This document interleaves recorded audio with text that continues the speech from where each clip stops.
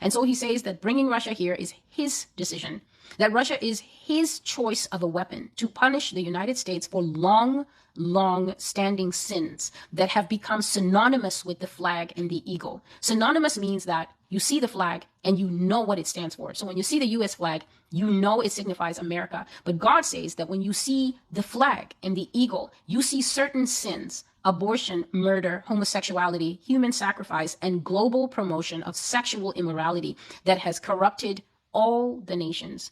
So you see the flag and you know spiritually, if you are an honest Christian, what goes on here and what the flag is actually protecting underneath it. But God says that not only are those sins protected here, but they are promoted around the world. And chief among those sins is sexual immorality. So here, a young boy may be struggling with masturbation, and the pastor, his mother will bring him to the pastor because both the mother and the young boy are seeking to know, is this really bad? Because the boy can't stop. And the pastor is going to say something like, oh, it's a boy's growing pains, because apparently he and Jesus decided that masturbation is not part of sexual immorality. And so what happens is, in the heart of the mother, there is relief. Why? Because a religious figure, a leader, a pastor has told her this is not bad. And the boy feels relieved because who can blame him for his adolescent growing pains? The problem is that the Bible says that sexual activity is between a man and a woman who are married. So men and women, maybe not man and man and woman, but even men and women who are dating or courting or widowed or divorced and seeing other people, are not supposed to engage in sexual activity. But when religious leaders are abdicating keeping the moral line in a country, what will happen is that that nation will become a nation that constantly wants to disrobe itself. And those who have studied history knows that nakedness is one of the primary signs that God is getting ready to judge, burn, and destroy a country. It doesn't matter if it was Atlantis, it doesn't matter if it was Pompeii, it doesn't matter if it was the Greeks or the ancient Romans. As long as you want to be naked, just know that judgment is on the way, and it's usually a harsh and devastating one in which that civilization never rises again. So the Lord said that Russia will come to the United States because he will put it in their heart. God will bring them here. God will draw them here and make it like an imperative, like you must do this. They will almost be fanatical about this project. And the Lord is saying that as the Russians are working on their invasion and putting things together, they will literally think it is their idea. They will think that they're working out the greatest revenge plan ever planned. But they don't know that God put the seed into the heart of Vladimir Putin and all his ministers and all his cabinet and all those boys that are working out in Siberia with bears or whatever they train with. He put it into their heart to do this. And this was a long planned punishment from God for this country. He says that for all the wars America has done and punishment of all her sins over the years, it is not the aliens, it is not the transhumanists, it is not the Nephilim, but it will be Russia that is God's great signature repayment to America. He said that Russia will do exactly what America has done in war to other countries. And I will detail, as I was reading Isaiah 13, all the pictures of things that they have done, that God said they have done. And if you do even the tiniest bit of research, you will actually find little articles and professional papers written that they have done these things. But the majority of Americans either don't know because they don't bother to look, or they just support the boys because that's what patriots do, or they know and they don't care.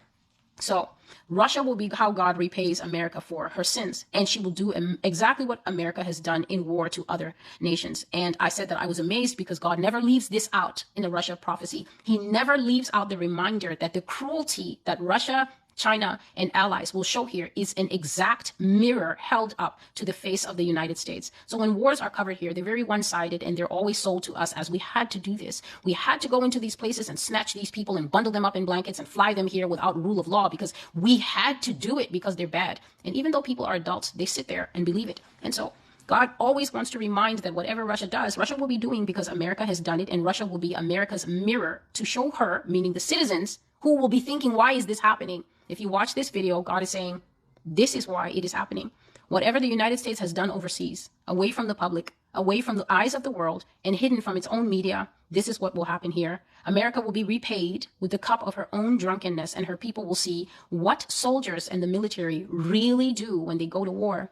Anything that will seem wicked to Americans when they see Russia doing it here, it is what America has done. It is a reenactment of America's own sins. Reenact simply means to replay something that happened before. And so I saw here that Russians will not have tolerance for the American habit of talking back. So this is a special gift that is uniquely American. Even here, I see it. I will read a prophecy that doesn't come from me and the breakfast that I had. I'm reading out a vision or a dream that the Lord gave me, along with stern warnings of what he said. And then people are like, that's not going to happen. We don't believe you. Who are you? And a lot of stuff. But the Russians are not going to be as patient as I am. I saw that if Russia gave instructions when they were taking people out and taking them to these centers and putting them in lines and stuff like that, I saw that people still wanted to talk back. So a situation that is so deadly, a situation that should tell anyone who is wise, this is not the time to talk. This is a very dangerous situation. This should be the time where you actually listen. Maybe because you're a single person and you don't have anyone else that you're responsible for as you're in those detention centers. But maybe because you're a father and you have your wife and your 3 children there and you really want to see them make it. But I saw that people just could not resist the urge to talk and protest and be mad and do everything. And the Russians pushed people on the ground and put their boot on their head. So I saw that they pushed them. It's very strange. It's exactly what you see in the movies, how they grab Arab people and stuff and they push them on the ground. They're like, rah, rah, rah, rah. So the Russians were doing that, except it was way worse because they were doing it not in English, but in their language. So you can't even understand what these 5 men are yelling at you. I saw that they put people on the ground because they were, and here are the Lord's words, defiant, loud, disobedient, and Russia punished that very harshly by pointing guns at people and stepping on their heads. And the Lord said to me, this is exactly what American soldiers do in war. Another thing was they lined up people in line and they squeezed women's breasts. And the Lord said, American soldiers have forcibly touched the breasts of women and assaulted the women of other countries, and they never faced any consequences. Therefore, it is the women of this nation who will pay the price for those things. I saw that the Russians spoke with cruelty and mockery in their tone because America does it to others. And so I saw them touching the breasts of women who were very scared in line. I've shared this before, that I was once working on Facebook and I saw this vision live. Lines and lines of naked people, and normally God will show me nakedness from the back so I don't have to see people's frontal nakedness, because he doesn't actually hide it. He sometimes will hide it by making it blurry, but sometimes I just see things as they are, and this one was one of those as they are, because I was working on a post concerning holiness, and this fire began to burn all over me as I was writing this holiness post on Facebook, and God just began to pour out this vision on me. I saw people standing naked in line, black people, Asian people, white people, whoever lives here. I saw those people had been gathered as captives, and they were standing in line, and there was a woman in front, and she had a nipple ring, and the soldier, Chinese soldier, please excuse the noise, a Chinese soldier walked right up and ripped the ring out of her nipple, and she was in such agony, but because her hands were shackled, she couldn't do anything about it except scream and bend. Please excuse the noise. And they were just going down the line of naked people, and these soldiers are of different ethnicities. And so I saw that some of the soldiers were interested in women who have exotic features. I'm talking about gray eyes, green eyes, blue eyes, blonde hair, red hair.